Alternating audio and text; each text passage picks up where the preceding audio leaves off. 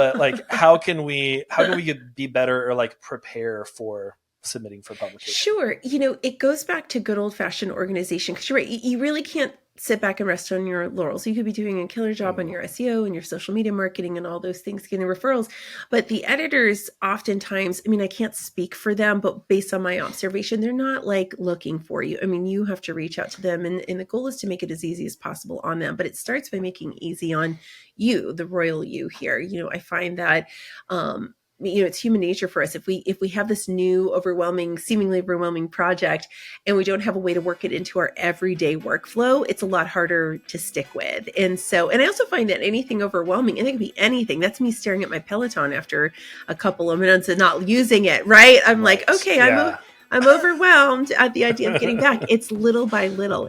Hello and welcome to episode 225 of the Wisdom and the Tangents podcast. I'm your host, John Mansfield. This is a show for photographers, creative entrepreneurs. I show up here every week and share my expertise as a photographer and creative entrepreneur, business coach, and wedding and branding photographer for over the last decade. I've got a lot to talk about, and I love sharing it. And I love bringing on other creative entrepreneurs, business experts, and photographers to come talk with me. So whether it's a solo show or a conversation with an industry friend, we're finding all of the wisdom in the many tangents and rabbit trails that we follow down. And today I have Meghan Ely on the show with me. This was really fun for me because Meghan and I met at a conference like 8 years ago. It was we met briefly and then just kept up with each other on social media and kind of reconnected earlier this year, and it was very fun. I enjoyed this conversation a ton, and I know you will too. Meghan is the owner of OFD Consulting. She is a wedding publicist, and she helps you get published and just knows all the things about publications. And we dive into all of her knowledge today, because from getting quoted in New York Times Magazine or being featured in Martha Stewart Weddings, those publications give you that social proof that you're looking for, that your clients are looking for, to be like, ooh, they know what they're talking about.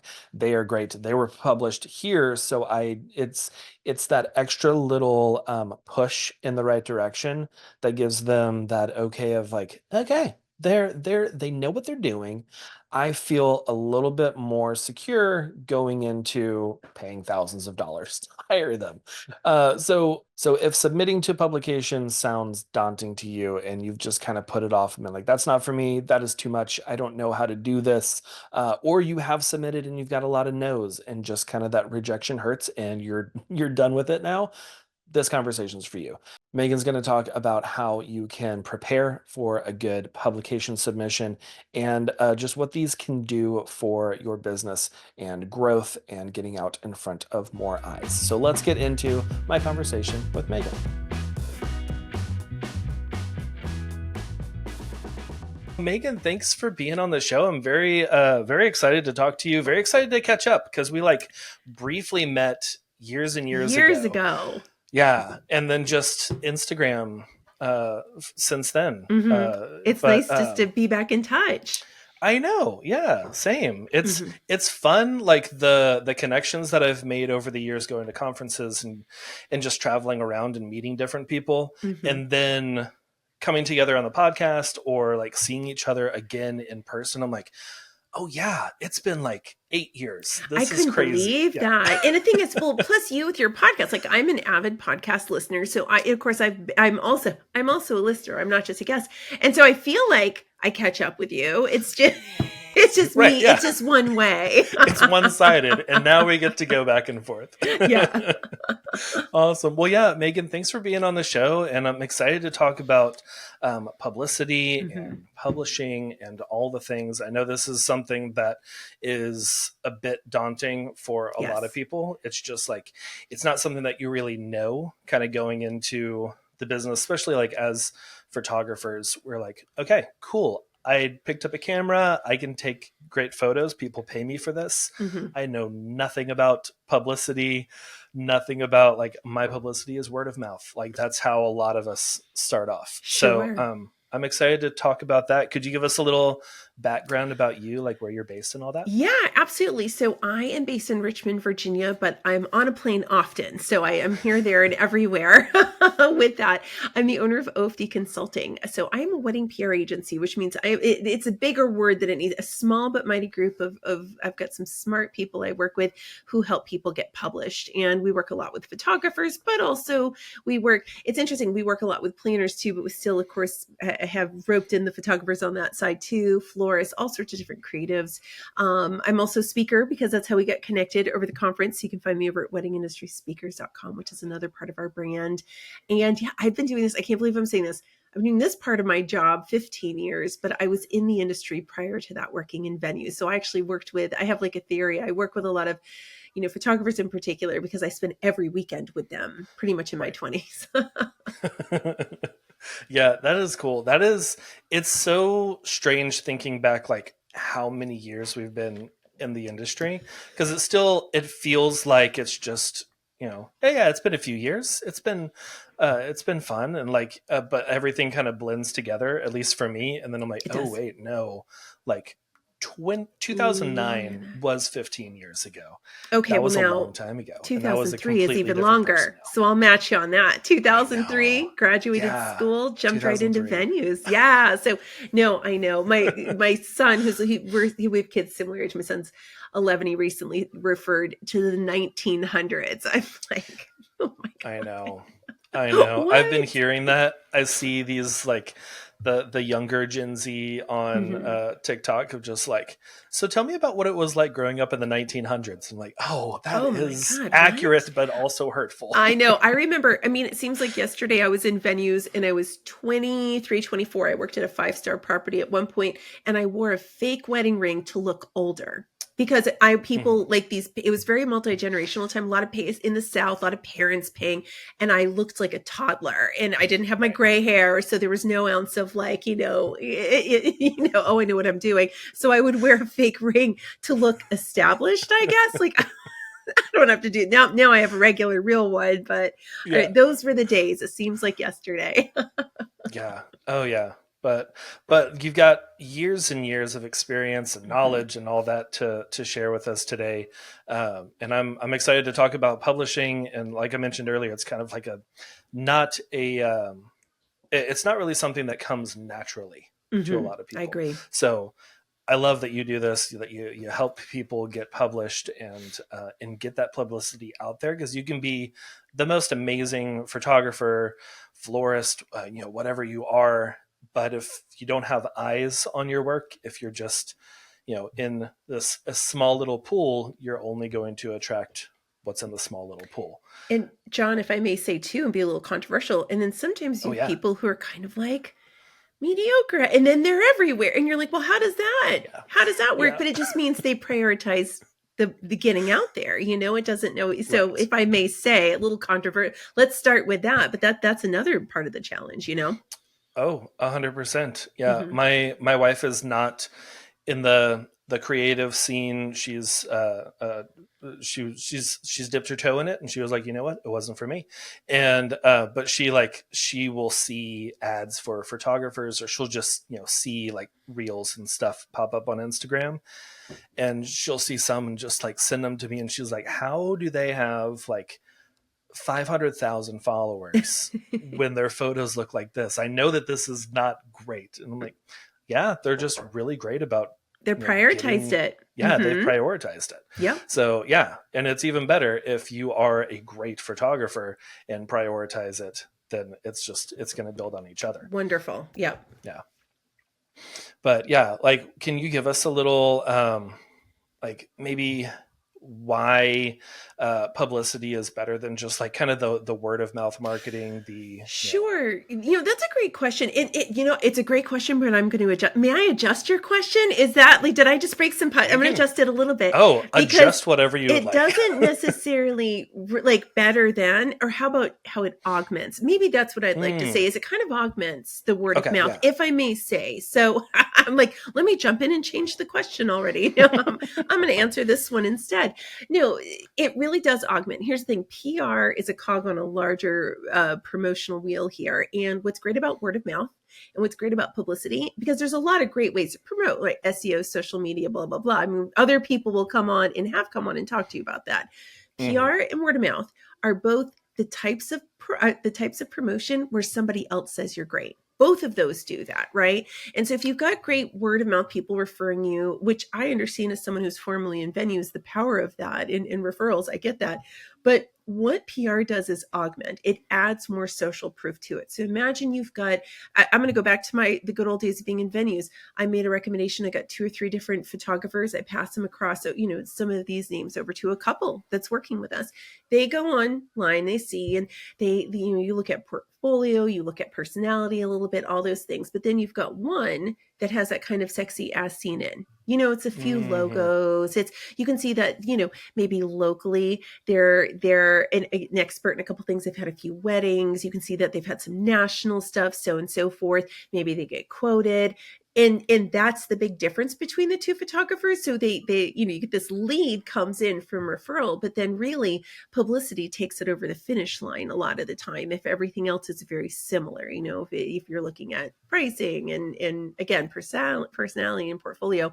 And so what it does is it augments word of mouth. It comes from the same root of Yeah. someone else saying you're great, and it's just that added social proof, which these days with this, I'm sure you can agree, this generational shift, more and more couples in particular, people, even people who are, they need services, like families who want family photography, different kind, they are going to be Gen Z and they want the social proof. And so I think they walk hand in hand and really help each other out.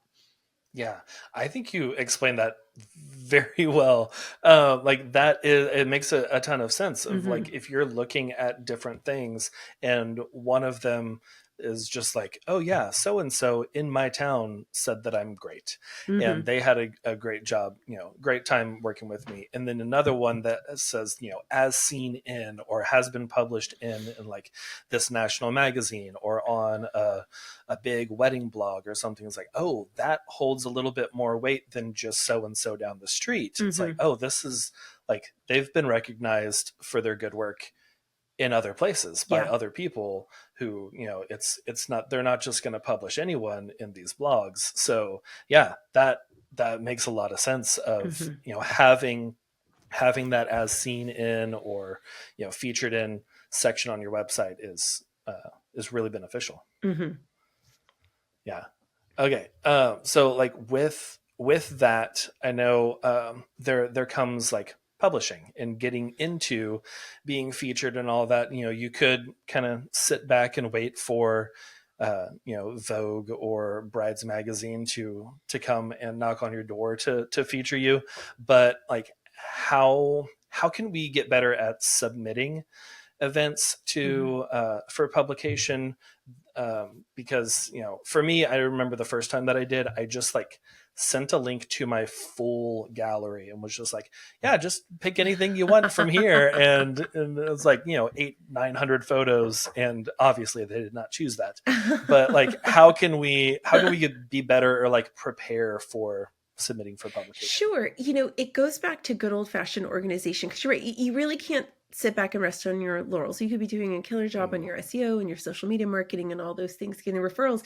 But the editors oftentimes, I mean, I can't speak for them, but based on my observation, they're not like looking for you. I mean, you have to reach out to them, and the goal is to make it as easy as possible on them. But it starts by making it easy on you, the royal you here. I find that it's human nature for us. If we have this new seemingly overwhelming project, and we don't have a way to work it into our everyday workflow, it's a lot harder to stick with. And I also find that anything overwhelming, and it could be anything, that's me staring at my Peloton after a couple of minutes and not using it, right? I'm like, right. okay, Yeah.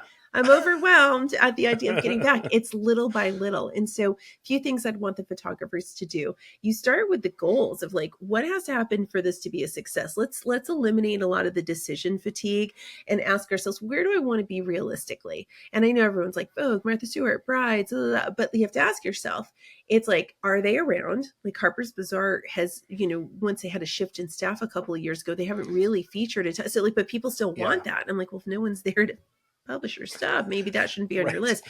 You mentioned Brides Magazine, they don't do print anymore, so it's kind of like, oh well, is online versus print versus what's available. So coming up with these goals, I'm a smart goals girly myself. So something that's really specific and measurable. Again, what has to happen for this to be a success? And once you kind of land on some places that really, as a photographer, you think these could be a great spot. It's great for SEO backlinks. It's great because I think my prospective clients would be impressed by this. I think it look great on my site. Like there's different reasons for why we want to get into it. And again, it helps with that decision fatigue. And once you really want to take that step, you've done a little bit of kind of digging into yourself about your goals for your company and so forth. From there, what you want to do is take a look at your weddings, either from the last 6 months, or if you just want to look ahead to the season ahead, what's going to stand out. And what I typically mean by that is, what is going to have the freshest details? That's what we're looking for. I mean, photography styles can vary. I think a lot of people think photography style has to be a certain, and it doesn't necessarily. So it's about the aesthetic. It's about the details. It's about the things, I hate to say, John, the photographers really don't have a say in, right? The centerpieces, you guys are an advice. No. So, but that's what's going to roll through. If it's great photography, which I'm sure it will be, it's those details. So really asking yourself, start with 2 or 3 weddings. We're the ones that the couples are a pleasure to work with. Maybe there's a planner who can help gather like vendor lists and things. That you shot it well, and it's got details that you don't see every day. Because really, I get questions a lot, especially about luxury, and it's like it's about personalization. That's what it is. Creativity when it comes to that. And I would say, as you're kind of putting the wheels in motion for that, just keep revisiting the places you want to be published and read them on a regular basis. Those are just like a few things to get you started. Get a lay of the land. It's a slow process. It's not something that just I am officially going to want to be published, and then it happens the next day. So pay attention, look to your weddings, set some good goals. Yes. I like that you mentioned that, like, read the ones that you want to be published in, like familiarize yourself with that, to where you're not submitting one style of, like there's, what is it? Weird brides or weird weddings or something like that. There's like this one publication online that it's all about just like off the wall, weird, out of the box stuff. Mm-hmm. You're not going to send the same wedding to that as you would Martha Stewart weddings. 100%. Because it's very different vibes. So yeah. Vibe, photography style. It's some of them are going to be a little more focused on the couple story versus the detail. Like those are all very different. And then some of them have rules too. It's so funny when I talk to some of my like regional editors and people for state stuff. And it's like, you get this, something that's very focused on this state or region, but someone will send a wedding from Minnesota that has nothing to do. So just making sure you're aware of like, what's the common thematics here of like location and photography style and details and things like that. We all want more time in our life. I mean, think about it. It's one of the best seasoning. I can't imagine a shepherd's pie without some time. What was that? Oh, yeah. No, that makes more sense. Okay. We all want more time in our life. Time is finite. It's a construct. But what if I told you you could create your own time? Not exactly, but pretty close. Since I've been using Imagine AI to edit my photos, I have gotten hours and hours of time back that I would have just been sitting in front of my computer, clicking away, editing all the photos. But now I can use those hours to work on my business, to bring in more leads, or for some leisure time playing Super Mario, trying to beat that one level that I can't. It's those freaking ghosts. They get me every time. Okay, so this is how it works. With Imagine AI, you upload your photos and it reads everything and learns how you took it from the raw files to the edited images. And it will learn to edit just like you. I've already uploaded over 16,000 images, and every single catalog I get back is better than the next. If you want to get your time back and get your first 1,500 images edited for free, go to allheartphoto.com/AI. That's allheartphoto.com/AI and create more time. All right, now I'm hungry. So for anyone who's just like, I don't know any, like I didn't even know that Martha Stewart had wedding blog and magazine and all that. Like they're just completely out of all the publications, don't know any of this. Where can they get started with like maybe finding some? Is it just a simple Google search of just like wedding publications That's a great and question. We actually just talked about this in the collective. So I'm really glad that you asked that in terms of like, well, what's going to make sense for that? So yes, good old fashioned Google is, I mean, that's one way to do it, is to go and just run a search on wedding blogs. And what you're going to find throughout time is you're going to see that there's some places that do aggregate lists, if you type in like wedding blogs, what's going to happen is you'll see some places that do like an aggregate of them. You're going to see some very smart wedding pros who've created like full list of blogs like for SEO purposes. And so you'll be able to read through that as well. But you could also join Two Bright Lights, which is owned by the Knot. It's free and low cost options, and it has a list of publications. Like you can look at, there is something called Isle Society where they have a list of publications as well. If there are certain conferences that you go to or aspire to go to, look at the media sponsors for that. Look at the speakers. Someone who wants to go to Engage, you'll see that they're inviting all sorts of impressive people from People Magazine and Vogue and Brides and Martha and things like that. So it is a little bit of a hunt and peck game. I will also say, and I know this is not super controversial, but just kind of like not for everybody sort of thing, is if you have either brands you admire or frankly competitors, look at their press pages. Who are they? Where are they? You got to be careful with that, because I don't want anyone to fall down into this like pit of despair, right? Like I'm not a big fan of, I don't pay attention to my competitors. I don't recommend people spend a lot of time doing that unless they're being very strategic about it. And, for our purposes, I would say that it does make sense to see if there are photographers you admire or ones in other or even ones that, that sometimes it's you versus them for some of these prospects. Like, where are they getting featured and getting covered, at least to introduce you to the idea of some of these media outlets? Yeah, I think that's a great idea, because like I did that when in a different way. I looked at my competitors when I moved markets. So I used to live in Austin, which is about 2 hours from here. And then whenever I moved here, I was like, I don't know what are the best places, what are the cool parks, what are the like, where are the cool murals and stuff for photo backgrounds. So I looked up a bunch of the local photographers and went through their blogs and saw that they were like, oh yeah, we were at this park, and was like, okay, cool, that's one that I'm going to go check out. Yeah. And yeah, like having that mindset of like, not what are they doing, I want to do exactly what they're doing, but just what are some ideas, what are some publications that they say that they've been featured in. Now I can go look at those and see if that's even something that I want to. It's good for ideation, as long as people leave it at that. Yeah. Research and ideation, and not turn it into a imposter syndrome situation, because it can lead down that path pretty quickly. And just seeing where people are, and it might be interesting too. Let's say, to your point, you move markets. How much are the local publications getting touted versus more national versus niche, and so on and so forth. The thing is, there are just so many publications and spots out there.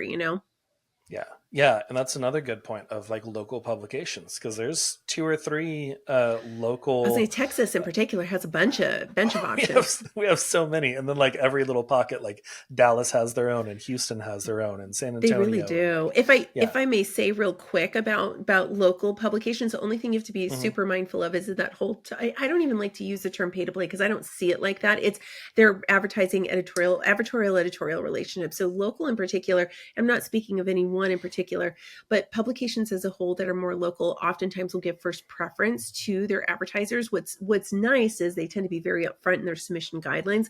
But for anyone playing that local kind of editorial strategy, just be mindful. Is this something where they give first preference, or it's exclusive to advertisers, and so on and so forth? If you don't mind me adding, since we're talking about local. No, that is a good point, because there are a few that I have reached out to, and then they're like, oh yeah, no, you can. However, it will be $1,500 at least. Which might work here. I'm like, and that's cool. Yeah. Yeah. And if that is what I wanted to do, I definitely would have done that. That's a big part of it. It was not at the time, because I was like, I just don't see the return. Yeah. And not to name anyone, but yeah, that is a good point of like, a lot of the more local stuff, they often are, some sort of a local wedding association, and like it's their group, and they're featuring the people in their group. So you might have to, like, there is one local publication that you have to be part of the wedding association locally to be featured in the magazine at all, and that is fine. But so like, there's a bunch of different kinds of publicity.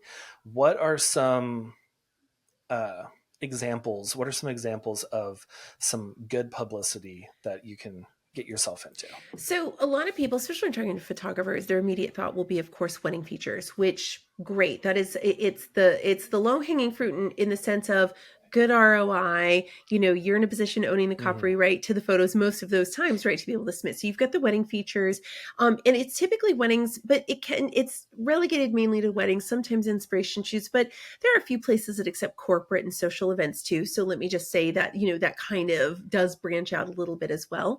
There's also being quoted. I mean, that's a big part of it as well, is opportunities. Let's say you have submitted to brides, which is very competitive, wait and hear back. And you know, in the meantime, there's some opportunities with articles where you can be quoted. We've done some stuff with the Nod and Bridal Guide and Martha and all of those things where you may not have all your beautiful photos, but sometimes they let you submit. But for the most part, it's going to be your great expertise. So you still benefit from the backlink. You still benefit from the logo on your site, and you just promote it in a different way. So that's another way we see a lot of wedding pros doing it.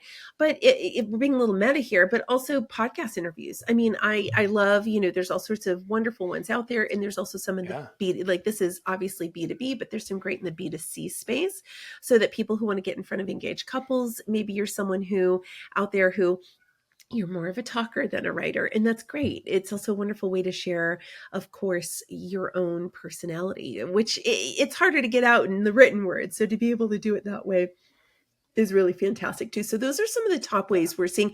I mean, is there still TV, radio, all those are not my areas of expertise. I would say yes, but in some markets more than others these days based on the Yeah. audience. Yes, and like you mentioned earlier, with Gen Z being more of the target market for Hmm. a lot of wedding professionals and even family photos and all that, they're not really on TV listening to the radio. Yeah. It's like we're listening to podcasts. They're listening to, uh, you know, uh, they're more of like social media and podcasting, that kind of Hmm. stuff on YouTube and all that. But yeah, I didn't realize that there were so many B2C like wedding specific So podcasts out there. many. I keep a Yeah. list. We update it quarterly for our members, and I think I have over 100 right now of B2C and B2B combined. It's a lot. And some are seasonal, right? So some are Hmm. live and busy at certain times, and then they kind of shut down for a few months, and that's totally fine. But yeah, there's a wealth of option and opportunity out there, to be honest. Oh yeah, Hmm. yeah. I met someone at a conference, and she hosted a like B2C, like it was just like a bunch of insider tips for couples of Hmm. just like, we've been in the wedding industry for so long. This is some stuff that we see. This is stuff that's like, it might be important to you, but over in the whole day, it's really not that important. And like, we can share our expertise. And that was really fun, getting to talk like that instead of like talking to other photographers or Yes. business owners about the business side of it. I was like, oh yeah, this is fun, Yeah, that can and be got a fun. got a few followers out of that too on Hmm. social media. And I was like, okay, this is fun. This is cool. I enjoy So it. I don't do it much in the is B2C way just because I'm more B2B, but on occasion I used to get right. asked we had a couple of big royal weddings a bunch of years ago, and I was like, I'm doing it. I'm going to go in and talk to people. Like, so we would Yeah. just dish. It was only for fun, but I had a great time doing it. Yeah, no, that is fun. Yeah. And like, that is a um feels like more out of the box idea of Hmm. publicity and getting Yeah. your name out there. Cuz like, for me, initially thinking, I'm like, okay, social media, Google ads, maybe like some networking, Hmm. initially whenever I was starting off. And like, there are so many different ways to get your name out there and Yes. to share your expertise, and to you only need a certain number of clients every year, and just getting in front of one extra one that's, here's your name, likes what Hmm. you do, and like, you know what, I am going to hire them. That's Yeah. great. I love uh, that. It's nice for the yeah. repeat exposure. They're going to see you on social. They're going to see your site. You'll Right. pop up on Google, and then you're in Yeah. this article. So it's really nice to be able to see that all come together. You know. Hmm. Hmm. Yeah, and that's great for your SEO too, having those backlinks and that building your website credibility for Google and search engines to see like, oh wait, they've got backlinks from these other places that have good credibility. Hmm. It's going to move you up the ranks there too. It really is. I will say that I am no SEO expert, of course, but I do know that SEO companies in particular, they sometimes refer us because it's like if people can go and start getting these links back, it does make a difference when you have a solid strategy. Hmm. Yes, yeah, Hmm. and that is something like I love doing guest posts on people's blogs. Because I'm like, Yeah. I can talk about stuff. Like I'm not a great writer. I'm not great Hmm. at like typing. I don't type a lot of words per minute, but I'm great at talking. So I will just like voice record and then transcribe later. And Yeah. it's a really easy way to write some blogs. Yeah, Um, absolutely. and it builds that network and builds Hmm. friendships and all that. Hmm. This has been so good. What are some things that maybe the listeners can do today to work on getting together more publicity and just kind of taking those first steps into Sure. some Let's of do these some different easy areas? steps here. I would start Okay. with, so there's something called Talk Walker Alert. So talk like TALK, Walker, Okay. WALKER. Talk Walker Alerts. It's free and it is like a better version of Google Alerts, which is wonderful. And so what you do is Mm, I would say just start by going to that site and getting a free alert just for your company name in quotation marks because let's say, I mean, for better or worse, sometimes you'll have wedding pros, so maybe they'll ask you, hopefully they'll ask you first, but want to do some submissions on their own of your work. At least you can catch up and make sure you're leveraging the stuff already being done for you, right? Like that's mm, first and foremost is just have that, making sure that that's taken care of. From there, I would look into if you're looking to like really like you are brand new to it, want to dip your toes in. There's some free and also low cost, but mostly free spots like well, it's Haro, Haro. It was recently purchased by what's called Connectively. And you can set up, there's a few places, like there's one called Quoted, it's QWOTED, but there's a few free spots where the way it is you sign up, you get free email alerts when press opportunities come in. Now they're not wedding related. It's like I see 3 to 4 a month maybe, but it's a good yeah. chance to have writers who are already working on articles go ahead and ask the questions, so and so forth. And then if you're on the track for submissions, I think you start by paying attention, narrowing down. I think we get overwhelmed, if I may say, because there's just so many options and opportunities and we're just not sure. And I think you start by just paying attention to what's out there and giving a good hard look. If you're overwhelmed at the thought of going back and looking at your weddings from the 6 months, then start ahead. You know what I mean? Like start looking ahead to, if at this recording being in the summer, of course, looking through the rest of this year and asking yourself, what are 2 weddings that might stand out that we can go ahead and get the ball rolling on? Yeah. Yeah, I like that because that I get hit with that analysis paralysis all the time of just like there's so many options, there's so many things to do. I'm going to sit and do nothing because Yes, I just can't do it. it's too much And sometimes. I get it's it. too much. Yeah. Mm-hmm. And yeah, sometimes like thinking back to like I've had so many weddings in the last year or two. What is like they all just kind of blend together unless Mm-hmm. there's something that's just like completely like I had a wedding that had like a Back to the Future DeLorean at and that Oh, one that sticks in my mind and that one is getting published. oh, wonderful. And Congrats. yeah, thanks. And but like looking back at a lot of other weddings, I'm like I can't in my mind like pick something. So having that mindset of okay, the next 6 months, the rest of the year, Mm-hmm. this next busy season, I'm going to have this mindset as I'm working, as I'm editing these photos.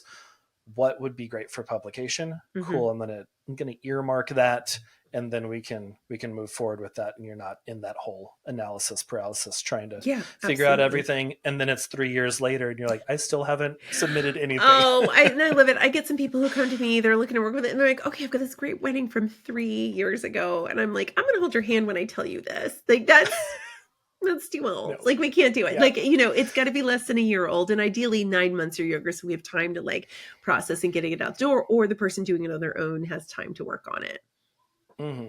Do you see anything like, should we be mindful of seasons of like Yes. winter weddings, spring weddings, summer, That's a fall, all great that kind question. of thing? Absolutely. Yeah. You've got two kinds of seasonal weddings. You have weddings that take place in a season, but you would be none the wiser to be able to put in a month on it. Then you've got weddings that are decidedly very seasonal, which is what you're asking Mm. about. That means the Yes. very fall Latin, or the New Year's Eve that was clearly New Year's Eve with with the glasses and all Right. of that Yeah. stuff. So let's talk about those.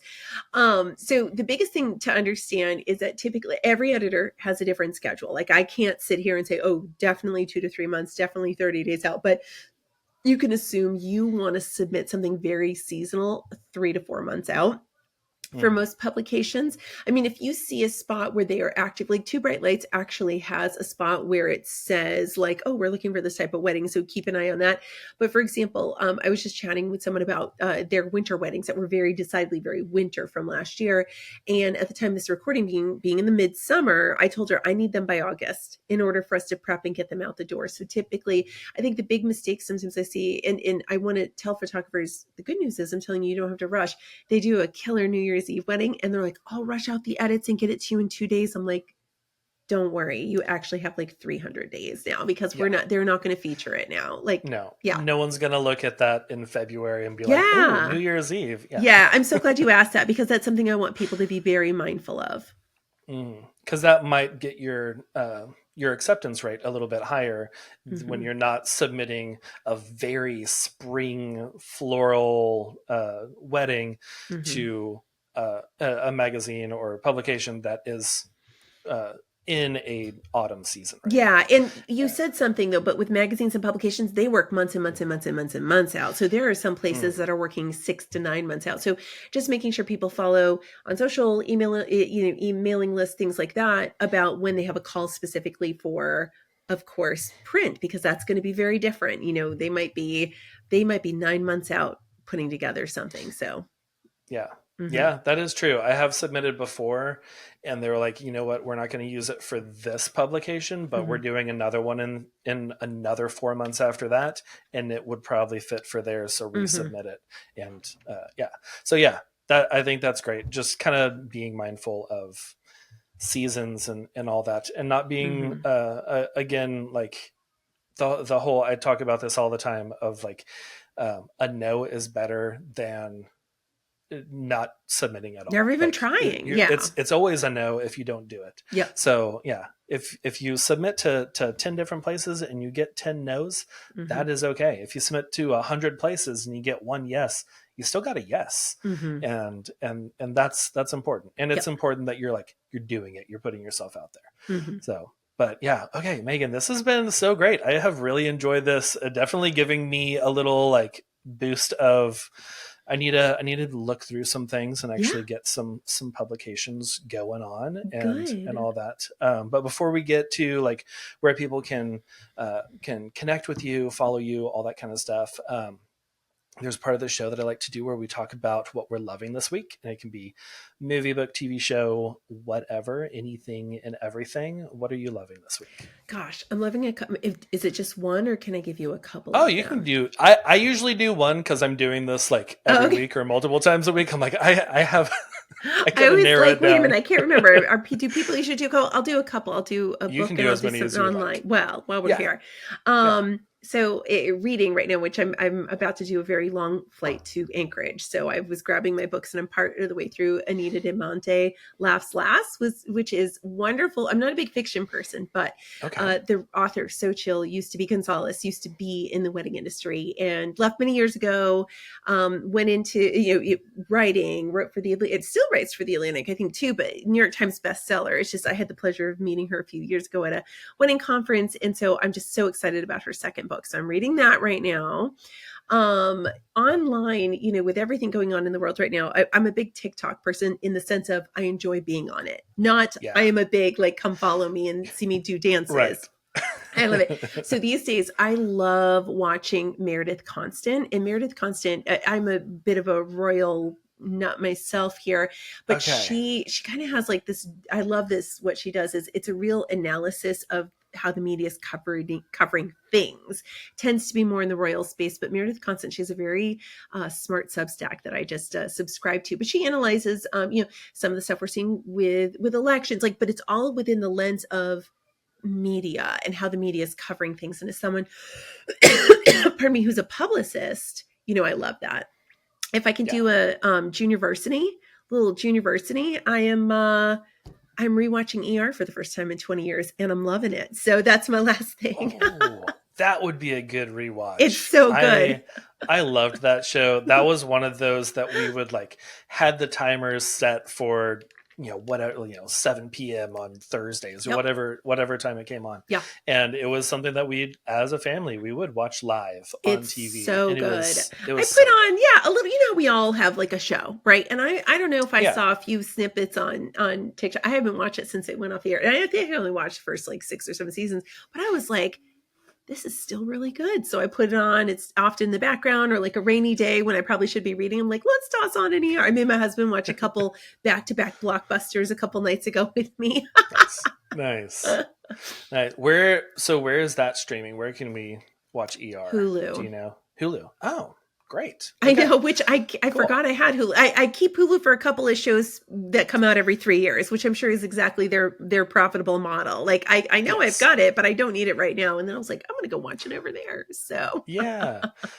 I've been seeing a lot more stuff popping on Hulu lately. Yeah. So I need to go do that. That would be a good, I've already seen this, just kind of rewatching, have it in the background. It's okay if the kids come up and get me and then I'm miss 5 minutes of it. Mm-hmm. I'm not, missing a huge plot point or something. No, you're fine. I feel like from what I remember, it was so well written. So good. And it was the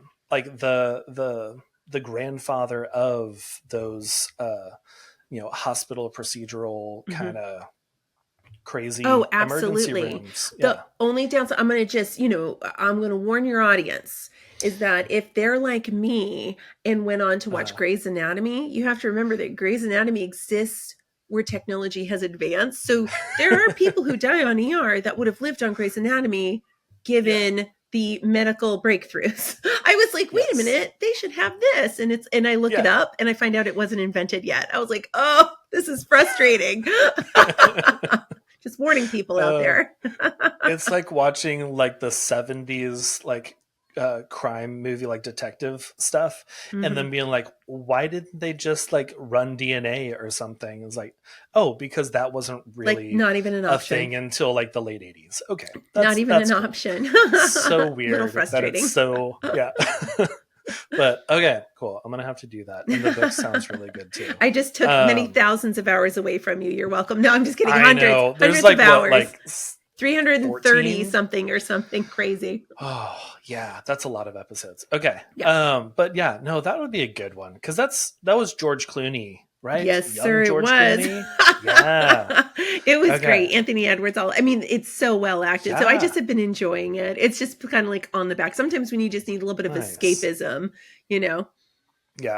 Yeah. Oh, speaking of older things of current actors when they were younger. Yeah.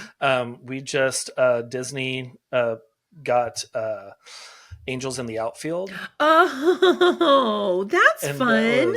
That was one of my favorites. When I was a kid, I looked just like Joseph Gordon-Levitt. Oh, fun. So everyone, people saw photos of him. They're like, "You're in a show?" I'm like, not in a show. Nope, not even. That's not me. That's so cute. Yeah, I put on The Sandlot for my kiddo. I was like, we have to watch this. I was, the oldest of the old school is, and I'm aging myself, but I had Paramount for a while because they had all of the 90s Nickelodeon stuff. So Adventures of Pete and Pete, some of that, which is my favorite. And so I made my son sit down and watch Salute Your Shorts before he went to summer camp. That's so good. Yeah.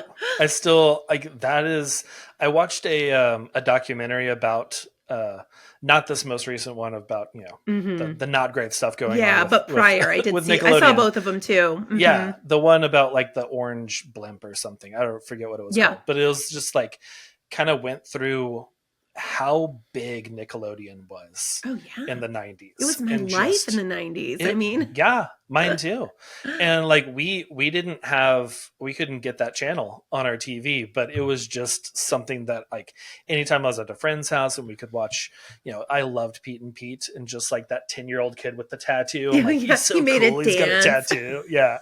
He made it dance. Oh god. There's like this one classic episode about the quintessential summer, and some articles have said it literally is like the best summer episode of any show ever for kids. And I found it on YouTube, and I made my whole family watch Uh, it with me. It was about Mr. Tasty with the anyways, you would know. I'm gonna send you a link offline. I was So going to say, I'm going to search that right no, after this. I got it for you, friend. I already have Perfect. it. I've got it like saved. So I'll Perfect. send it over to Okay. you. Awesome. I love it. Okay. Yeah. Okay. So for me, loving this week, Angels in the Outfield. It was great. Mhm. We did like a big movie night and hung up a giant sheet and got out my projector and did like Oh, I love that. popcorn. Everyone's laying on the ground and just eating popcorn, drinking sodas, just watching That sounds like baseball. a And nice night. it was fun. There were a lot of people that I didn't remember, like Matthew McConaughey is in that movie. Um, and Really? like, yeah, he's the one, like the first one that like gets carried by the angels, like so far whenever he's jumping. And Oh, that's that was Matthew funny. McConaughey. I was like, that is him. Cause this came out in 94. So it was like the year after Dazed and Confused, which is crazy. But yeah, it was really good.